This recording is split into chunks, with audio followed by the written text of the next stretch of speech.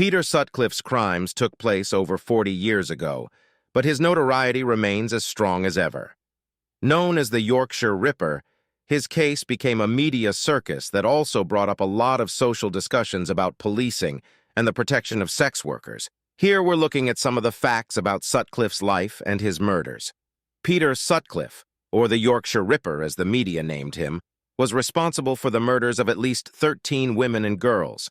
His crimes took place between 1975 and 1980 and began with 28-year-old Wilma McCann, a sex worker and mother.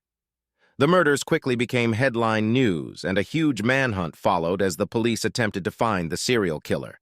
Years of hunting took place before Peter Sutcliffe was finally caught.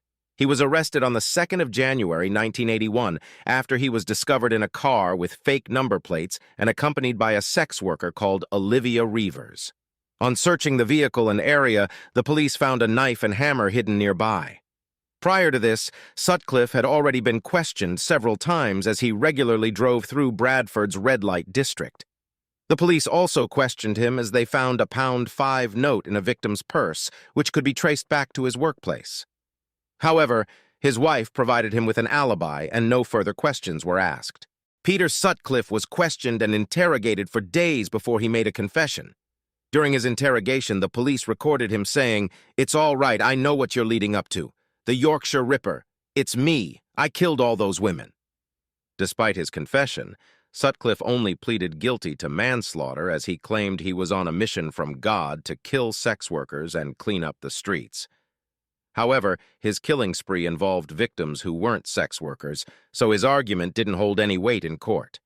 He had hoped to be convicted of the lesser crime of manslaughter due to diminished responsibility, but he was instead found guilty of murdering 13 women and attempting to murder 7 more. While Peter Sutcliffe was found guilty on 13 counts of murder and 7 counts of attempted murder, police suspected he may have killed another victim and attempted to kill 2 more. Sutcliffe's protestations that he heard voices or was driven by God to commit his crimes did not influence the jury. They found him guilty, and he received 20 concurrent life sentences.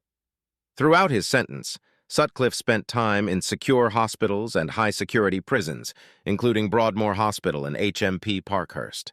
While his original sentence was 20 concurrent life sentences, this was changed to a whole life order in 2010.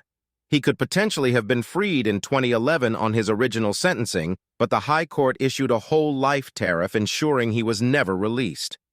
While in prison, he had admitted to further attacks, though the victims remained anonymous.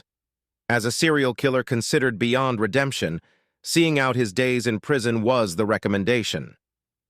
Peter Sutcliffe died on the 13th of November 2020 at the University Hospital of North Durham, aged 74.